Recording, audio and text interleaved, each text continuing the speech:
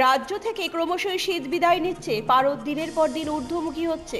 মঙ্গলবার দিনে তাপমাত্রা সর্বোচ্চ ছিল 27 ডিগ্রি সেলসিয়াস আর সর্বনিম্ন তাপমাত্রা ছিল 13 ডিগ্রি সেলসিয়াস। বুধবার দিনে সর্বোচ্চ তাপমাত্রা থাকবে 27 ডিগ্রি সেলসিয়াস আর সর্বনিম্ন তাপমাত্রা থাকবে 13 ডিগ্রি সেলসিয়াস। দিনে উত্তরের হাওয়ার গতি 4 থেকে 7 কিলোমিটার প্রতি ঘন্টা। সন্ধ্যায় উত্তরের হাওয়া বইবে 18 কিলোমিটার প্রতি ঘন্টায়। দিনে বাতাসের আপেক্ষিক আর্দ্রতা ছিল সর্বোচ্চ 57%, সর্বনিম্ন 45%। আর রাতে বাতাসের আপেক্ষিক আর্দ্রতা ছিল সর্বোচ্চ 92%। তবে দিনের পর দিন সর্বোচ্চ ও সর্বনিম্ন তাপমাত্রার মধ্যে পার্থক্য অনেকটাই কমে আসছে। আকাশ পরিষ্কার রয়েছে, কোথাও আবছা রোদ প্রত্যক্ষ করা যায়। রাতে কোথাও কোথাও ঘন কুয়াশা থাকবে আকাশে। তবে রাত যত গভীর হবে তত বেশি শীত অনুভূত হচ্ছে। দিনে শীতের অনুভূতি কিছুটা কম হলেও গভীর রাতে শীত বেশি অনুভূত হচ্ছে।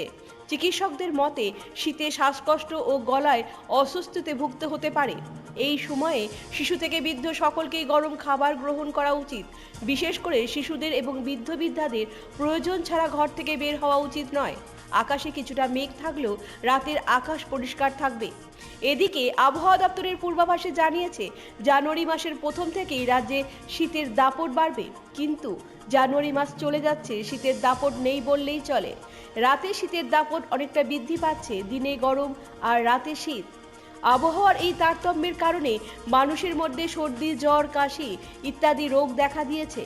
এই সময়ে স্বাস্থ্য সম্পর্কে সকলকেই সচেতন থাকার পরামর্শ দিয়েছেন রাজ্যের বিশেষজ্ঞ চিকিৎসকরা।